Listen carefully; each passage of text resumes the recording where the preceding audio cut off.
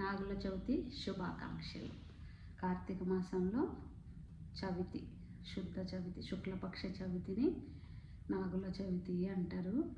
2025 ఈ సంవత్సరం అక్టోబరు 25వ తేదీ వచ్చింది నాగుల చవితి.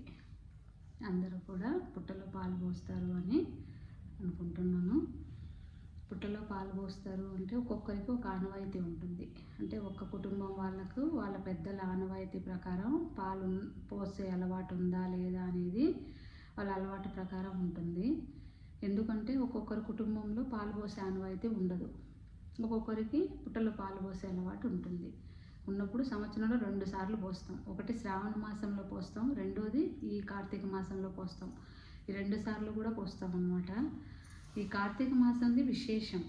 ఎందుకంటే వాళ్ళందరూ కూడా నాగదేవతలందరూ కూడా శివయ్యకు రిలేటెడ్ అయ్యి ఉంటారు కదా.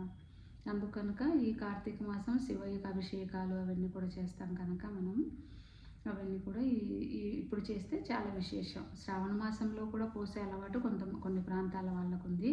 కొన్ని ప్రాంతాల వాళ్ళు ఈరోజు కూడా పోస్తారు. మామూలుగా మా ప్రాంతంలో అయితే అంటే రాయలసీమ ప్రాంతంలో అయితే ఏంటంటే చలిపిండి, నువ్వుల పిండి, వడపప్పు, పానకం, కొబ్బరికాయ, ఆకు ఒక్క తాంబూలం, అరటిపళ్ళు, పోగుదారం, పసుపు, కుంకుమ, నీళ్ళు, పాలు ఇవి తీసుకెళ్ళాలన్నమాట. కొంచెం నూనె ఒత్తి తీసుకెళ్తే అక్కడ ఒక దీపం వెలిగించడానికి, కర్పూరం హారతి ఇవ్వటానికి, అగరబత్తీలు ఇవి తీసుకెళ్ళవలసినటువంటి పదార్థాలు. ఈరోజంతా కూడా ఇంక మేమేమి తినమండి. ఈరోజంతా కూడా ఉపవాసమే ఉంటాం. అంటే ఏమంటే పొయ్యి మీద వండిన పదార్థాలు తినమన్నమాట. ఎలాగంటే చలిపిండి, నువ్వు పిండి దేవుడికి నైవేద్యం పెడతాం కదా, అది కొంచెం తినచ్చు. మనం అందరికీ పంచుకొని కొంచెం మిగిలింది మనం ప్రసాదం కింద తీసుకోవచ్చు. పొయ్యి మీద వేపినవి వాళ్ళ కట్ చేయకూడదండి కంపల్సరిగా. ఎవరైతే ఉపవాసం ఉంటున్నారో వాళ్ళు కూరగాయలు అలాంటివి కత్తితో కట్ చేసేటటువంటి పదార్థాలు కట్ చేయకూడదు అని చెప్తారు మన పెద్దలు. కట్ చేయకూడదు ఒకటి. రెండోది బ్రహ్మచర్యం పాటించాలి. మూడోది వచ్చేసి ఉపవాసం ఉండాలి. చాలామంది పాలు పోసేసి వచ్చిన తర్వాత తినేస్తున్నారండి. మరి అది వాళ్ళ పెద్దలు అలా చేస్తారేమో మరి నాకైతే తెలియదు కానివ్వండి. ఎందుకంటే ఒక్కొక్క కుటుంబంలో ఒక్కొక్క ఆనవాయితీ ఉంటుంది. మా ఇంట్లో అంటే మా అమ్మ వాళ్ళ ఇంట్లో మా అత్తయ్య వాళ్ళకు ఇవేవి లేవని చెప్పారండి. మా అత్తయ్య మనకు అలవాటు లేదు. మా అత్తని నేను అడిగాను, మనకు లేవని చెప్పింది. నేను కూడా మీకు అదే చెప్తున్నాను అన్నారు మా అత్తయ్య. కేవలం నేనేంటంటే ఒక 3 సంవత్సరాలు అంటే పాపాయికి పెళ్లి దాని గురించి నేను ప్రొఫైల్ ఇవ్వబోయే ముందర ఇలాగ సుబ్రహ్మణ్య స్వామికి అభిషేకము, నెక్స్ట్ వచ్చేసి నాగుల చవితికి ఇలాగా ఒక్క పొద్దు, పాలు, పుట్టలో పాలు, ఇలా నా శక్తికి తగినట్టు నేను ఏవైతే చెయ్యాలో ఆ కార్యక్రమాలన్నీ చేసేసాను. దేవుడు ఇవ్వవలసినవన్నీ ఆయన ఇస్తాడు, అది ఆయన ఇష్టం. నేను అన్నీ చేస్తాను. ఆ తర్వాత ఇవ్వవలసింది ఆయనదే బాధ్యత కనుక ఆయనకు తెలుసు ఏమి ఇవ్వాలని. నేనేం కోరుకోను ఇలా ఉండాలి ఇలా ఉండకూడదని. కేవలం నేను చేయటం మాత్రమే నా పని. నేను చేస్తాను, ఆయన ఇస్తాడు అంతే. మనకేం కావాలో మనకు తెలియదు కదండి. మనం కోరుకుంటే తప్పు కోరుకుంటాం, ఆయన ఇస్తే కరెక్ట్గా ఇస్తాడు మనకి ఏది అవసరమో అది. కేవలం మనం చేయవలసింది ఏంటంటే పని. పొద్దుటే లేచి తలస్నానం చేసి మంచిగా ఇల్లు అది శుభ్రం చేసుకొని మన నిత్య పూజలు ఏవైతే ఉంటాయో ఆ పూజా కార్యక్రమాలన్నీ కూడా కంప్లీట్ చేసుకున్న తర్వాత ఇంట్లోనే బియ్యం అది చలిమిడదంతా కూడా చెప్పాను నేను. అది ఎలా తయారు చేసుకోవాలి ఏమిటి అని చెప్పేసి అలా ప్రిపేర్ చేసుకొని అన్నీ ఒక బ్యాగ్లో పెట్టుకొని ఒక బాటిల్ నిండా వాటర్ అది తీసేసుకొని వెళ్ళండి. ఆయనకు దేవుడికి ఫస్ట్ చక్కగా పెట్టి సంకల్పం చెప్పుకొని సంకల్పపూర్వకంగా పేరు గోత్రం అది చెప్పేసేసుకొని ఆచమనం అది చేసుకొని ఆయనకు పాలు పోసేసి, పుట్ట ఉంటే పర్వాలేదండి, పుట్ట లేకపోతే నాగప్రతిష్ఠ చేసినవి ప్రతి గుడిలో కూడా ఉంటాయి. నేనేం చెప్తానంటే ప్రతి ఒక్కరం కూడా ఏదైనా సరే దొరికింది కదా అని దాన్ని పాడు చేయకూడదు అనేది నా అభిమతం అండి. అంటే నేను పాటించేదే మీకు చెప్తాను కనుక చిన్నగా ఇంత చాలు. ఆయనకి ఎంత కావాలి ఇంత చాలు. ఆయన భావన మాత్ర సంతృప్తుడు మాత్రమే భగవంతుడు. ఆయన తీసుకోడు, చూస్తాడు వట్టిగా అంతే అని చెప్తారు మన పెద్దలు.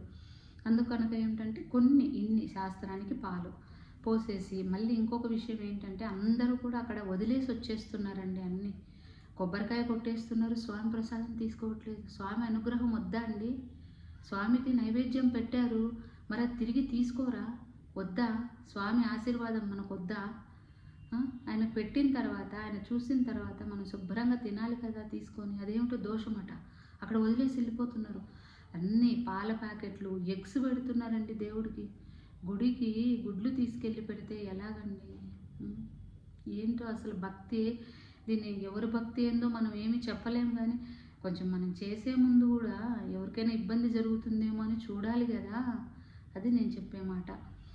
అందరికి కూడా ఆనవాయితీ ఉన్నవాళ్ళు తప్పనిసరిగా పుట్టకు పాలు పోయండి, ఒక పొద్దు ఉండండి. ఒక పొద్దు విషయానికి వచ్చినట్టయితే ఇంకా ఈ రోజంతా కూడా పొయ్యి మీద వండినవి ఏమి తినము, బ్రహ్మచర్యం పాటిస్తాం, మంచం మీద పడుకోము, కింద పడుకుంటాం. అంటే కింద మీన్స్ చాప వేసుకొని ఏదైనా ఒకటి వేసుకొని పడుకుంటాం, మంచం మీద పడుకోకుండా. ఈరోజు నైట్ వరకు కూడా అంతే.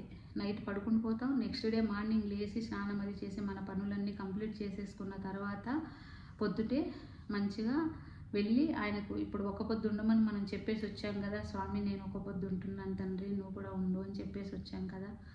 నెక్స్ట్ డే వెళ్ళి కొబ్బరి, బెల్లము, కొన్ని పాలు, ఇన్ని చిన్న గ్లాస్తో పాలు తీసుకెళ్ళి ఆయనకు సమర్పించి ఈ నైవేద్యం పెట్టి ఆయనకు హారతి ఇచ్చి దీపం వెలిగించి, తండ్రి ఇంకా నేను ఒక పొద్దు విరమిస్తున్నాను అని చెప్పి వంట చేసి మన ఇంట్లో దేవుడి దగ్గర పెట్టుకొని మనం శుభ్రంగా అప్పుడు ఒక పొద్దు చెల్లించుకోవాలండి. ఇది నాగుల చవితికి సంబంధించినటువంటి పూజ. ఇది మా అమ్మ చేసేటటువంటి పూజ. అంటే రాయలసీమ ప్రాంతంలో మోరార్లెస్ అందరూ కూడా ఇలాగే చేస్తారు అని నేను అనుకుంటున్నాను. అంటే నాకు కొంచెం అందరూ అంటే నా చిన్నమ్మలు, నా పెద్దమ్మలు, నా అత్తలు అందరికి కూడా నేను చూశాను కాబట్టి వాళ్ళందరూ కూడా ఇలాగే చేస్తారు. ఇంకా నెక్స్ట్ వచ్చేసి ఆ పుట్ట మట్టి ఏదైతే ఉంటుందో మనం పసుపు కుంకుమ అది సమర్పించింటాం కదా పుట్టకు, ఆ మట్టి తెచ్చుకొని కొంచెం నుదుటికి కొంచెం ఇక్కడ పొట్ట మీద పెట్టుకుంటే, మన బిడ్డలకు కూడా పెళ్ళి అయిన తర్వాత ఆ మట్టిని కొంచెం ఇట్లా పొట్ట మీద రాస్తే ఏమిటంటే మంచి బిడ్డలు పుడతారు స్వామి అనుగ్రహంతో అని పెద్దలు చెప్పేటటువంటి మాట అండి. అది అవుతుందా కాదా అంటే మనకు తెలియదు, దేవుడు తెలుసు, పెద్దలకు తెలుసు. వాళ్ళు ఎందుకంటే వాళ్ళు అనుభవించారు, వాళ్ళన్నీ కూడా జరిగాయి కాబట్టి వాళ్ళు మనకు చెప్పారు. చేసామా మనం బాగుపడతాం, చెయ్యలేదా ఇంకా అది ఎవరి ఇష్టం వాళ్ళది. ఇంకా అంతే.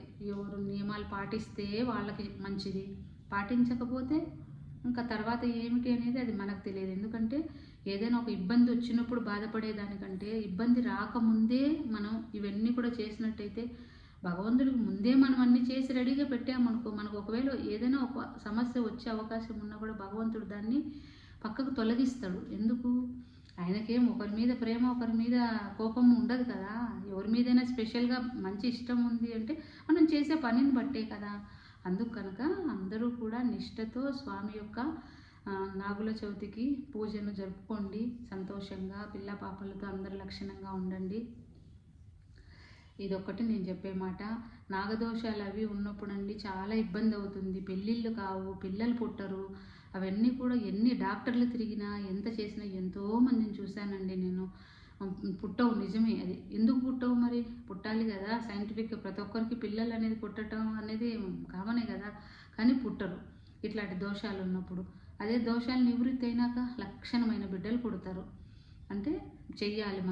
మనం చేసిన తర్వాత మనకు దేవుణ్ణి అడిగే హక్కు వస్తుంది, కానీ చెయ్యకుండా విమర్శిస్తే మనకేమీ రాదు. అది నేను చెప్పేటటువంటి మాట. పెద్దలు చెప్పిన దాన్ని ఉన్నది ఉన్నట్టుగా మనం చేయటం అలవాటు చేసుకుంటే ఏమిటంటే కొంతకాలానికి దాని యొక్క విలువ, అది ఎందుకు చేయాలి, ఏం చేయాలి అనేది భగవంతుడు ఎవరో ఒకరిని తటస్థింపజేసి మనకు తెలియపరుస్తాడు. అది నేను నమ్మే సిద్ధాంతం, నేను చేసేటటువంటి సిద్ధాంతం. అన్నీ మనకు తెలియాలని ఏం లేదండి. మనమేమీ జ్ఞానులం కాదు, ఋషులం కాదు. మనం ఆఫ్టర్ ఆల్ ఒక ఇంట్లో పని చేసుకునేటటువంటి మన బిడ్డలు, భర్త బాధ్యతలు చేసుకొని ఏదో చిన్నగా రామకృష్ణ అనుకుని చిన్న భాగవతమో రామాయణమో చదువుకుంటూ మన పని మనం చేసుకుంటూ భగవంతుడికి ఏదో చేతనైనంత చేసుకొని అవసరం ఉన్న వాళ్ళకి కొంచెం పెట్టుకుంటూ చేసేటటువంటి వాళ్ళమే తప్ప మనమేం జ్ఞానులం కాదు. కానీ మరి ఎలాగంటే పెద్దలు ఎలా చెప్పారో దాన్ని అలా మనం ఫాలో అవ్వటమే. అది కష్టమే, కానీ ఫాలో అవ్వాలి, తప్పదు, చేయాలి. మనం హాయిగా సంతోషంగా ఉండాలంటే కష్టపడి వంట చేసుకుంటేనే కదా మనం సంతోషంగా ఉంటాం. లేకపోతే వండుకోకపోతే ఎలా తింటాం చెప్పండి. ఇది కూడా అంతే కదా. చెయ్యాలి. చేసిన తర్వాత మనం చేసి నేను చేశాను, నెక్స్ట్ నువ్వే చేయవలసింది అని చెప్పేసి భగవంతుడికి సమర్పిస్తే అన్నీ ఆయన చేస్తాడు. ఎందుకంటే కోరుకోకూడదు, కోరుకుంటే మనకు చేత కాదు. ఆయన ఇస్తే ఆయన మనకి ఏది పర్ఫెక్టో అదే ఇస్తాడు. అందరూ కూడా తప్పకుండా నాగుల చవితి పండుగను భక్తి శ్రద్ధలతో చేసుకోండి. ఆ కొబ్బరి బెల్లం పెట్టి కొన్ని పాలు పోసేసి హారతి ఇచ్చేసి ఇంటికి వచ్చి మనం ఇంకా యథేచ్ఛగా భోజనం చేయవచ్చు. సరేనండి. అందరికీ నాగుల చవితి శుభాకాంక్షలు. నాగుల చవితికి పెట్టే నైవేద్యాలు ఒకటి చల్లిమిడి, వడపప్పు, నెక్స్ట్ నువ్వుల ముద్ద అంటే చిమిలి అంటాం కదా, అది కంపల్సరిగా ఈ 3 పెట్టాలి. అరటిపళ్ళు, కొబ్బరికాయ కొట్టాలి. దానికోసం బియ్యం రాత్రి నానబోసుకున్నా పర్వాలేదు. స్నానం చేస్తాం కదా సాయంత్రం దీపం పెట్టే సమయంలో, అలా నానబోసుకున్నా పర్వాలేదు. లేదా పొద్దుట 4ంటికి లేచే అలవాటు ఉంటే అలా నానబోసినప్పుడు కనీసం 5 గంటల సేపు బియ్యం నానాలి. మెత్తగా అవుతుంది చల్లిమిడి. అందుకోసం బియ్యం నానబెట్టేసుకోవాలి. పెసరపప్పు కూడా నానబెట్టుకోవాలి. నేను పొట్టుపప్పే నానబెట్టాను. శుభ్రంగా కడిగి వడమొచ్చేసుకోవాలి. అవి వడమొచ్చేసుకుని నీళ్ళు లేకుండా వడమొచ్చి పెసరపప్పు కూడా అలాగే కడిగేసుకోవాలి.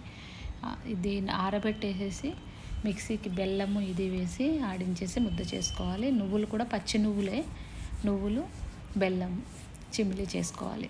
వడపప్పుకు పెసరపప్పు కడిగేసి పొట్టంతా లేకుండా చేసుకొని వడపప్పు పెట్టుకోవాలి. పానకం కలుపుకోవాలి గ్లాసులో.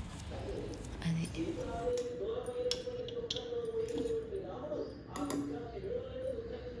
అటుకులు, బెల్లము, నెయ్యి, ఒక్క డ్రాప్ అంతే అగ్నిదేవునికి సమర్పించడానికి. ప్రతిరోజు కూడా పొయ్యి వెలిగించిన తర్వాత ఇలా చేస్తే మంచిది అని చెప్తారండి మన పెద్దలు. వెలిగించిన తర్వాత పాలు పెట్టాను, అటుకులు, బెల్లం, నెయ్యి.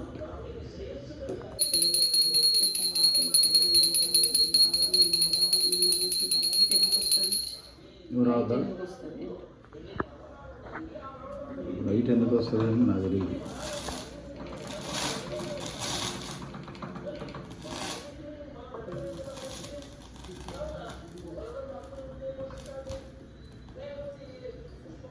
ఎందుకు వస్తుంది లైట్? చెక్ చేసుకో.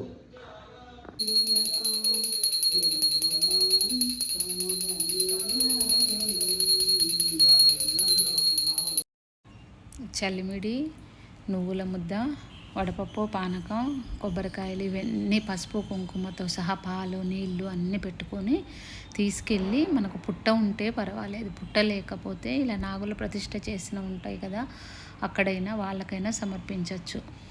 అన్నీ కూడా తీసుకెళ్ళి చక్కగా ఫస్ట్ సంకల్పం చేసుకొని, సంకల్పమైన తర్వాత కొన్ని నీళ్ళు పోసి, మళ్ళీ కొన్ని పాలు పోసి, మళ్ళీ కొన్ని నీళ్ళు పోయాలి కంపల్సరిగా.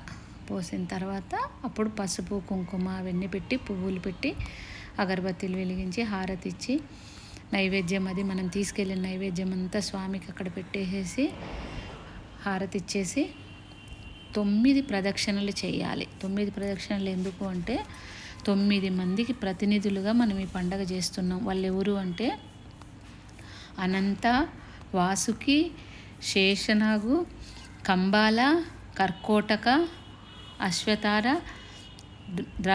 దాత్రరాష్ట్ర, శంఖపాల, కలియ, తక్షక, పింగళ. మళ్ళీ 9 తీసుకెళ్ళి పాలు నీళ్ళు తాంబూలము పండ్లు 3 ముక్కలు కొబ్బరి 3 ముక్కలు బెల్లము పూలు అవి తీసుకెళ్ళి స్వామికి సమర్పించి, మనం దేవుడి చుట్టూరా 9 రౌండ్లు మళ్ళీ తిరిగేసి 2 ప్రసాదాలు మనం అంటే 2 కొబ్బరి ముక్కలు కొంత బెల్లం ఉండేది మనం తీసుకొని ఒకటి అక్కడే స్వామికి విడిచిపెట్టి, ఇంకా ఒక్క పొద్దు విడిమిస్తున్నాను స్వామి అని స్వామికి చెప్పేసి ఇంటికి రావాలి. అలాగా పూర్వకాలంలో పెద్దవాళ్ళు పాడుకునేటటువంటి పాట ఏంటంటే, నాగన్నను నన్నేలు నాగన్న నా కులము నేలు, నా ఇంటి నేలు, నన్ను కన్నవారి నేలు, నా ఆప్తుల నేలు, పడగ తొక్కితే పగవాడనుకోకు, నడుము తొక్కితే నావాడనుకో, తోక తొక్కితే తొలగి వెళ్ళిపో, నూకలను పుచ్చుకో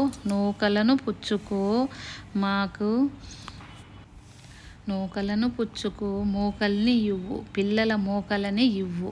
అంటే పిల్లల పరంపర నిమ్మని భగవంతుడిని అడగటం అన్నమాట. అంటే నాగదోషాలు ఏమన్నా ఉంటే మనం ఈ స్వామికి చేసే పూజ వలన అవన్నీ తొలగిపోతాయి అని మన పెద్దలు చెప్పేటటువంటి మాట. పెళ్ళి కాని వాళ్ళైనా పిల్లలు లేని వాళ్ళైనా ఈ స్వామికి పూజ చేసినట్టయితే నాగదేవత మూర్తికి, అంటే అది సుబ్రహ్మణ్యుడు నాగదేవతలు అందరూ కూడా వాళ్ళ అంశనే అని చెప్పి చేస్తే అవన్నీ తొలగిపోతాయి, రాహుకేతు దోషాలు అవన్నీ తొలగిపోతాయి అని చెప్పి మన పెద్దలు చెప్పేటటువంటి మాట. అందుకు అందరూ కూడా తప్పకుండా నాగుల చవితికి సంవత్సరంలో 2 సార్లు వస్తుంది. ఒకటి కార్తీక మాసంలో, ఒకటి శ్రావణ మాసంలో. మనకు ఓపిక ఉన్నంతకు, మనకు శక్తి ఉన్నంత వరకు మనము స్వామికి పూజ చేస్తే ఏమిటంటే ఏమన్నా దోషాలు ఉన్నట్లయితే తొలగిపోతాయి అని మన పెద్దలు చెప్పే మాట. మనం ఆచరించి తీరవలసిందే. పెద్దల మాట చద్దన్నం మూట. అందుకు కనుక అందరం ఆచరించాలి. తప్పకుండా అందరూ కూడా నాగుల చవితి పండుగను జరుపుకుంటారని ఆశిస్తూ, ఇంతవరకు చూసినందుకు thank you so much. Thank you.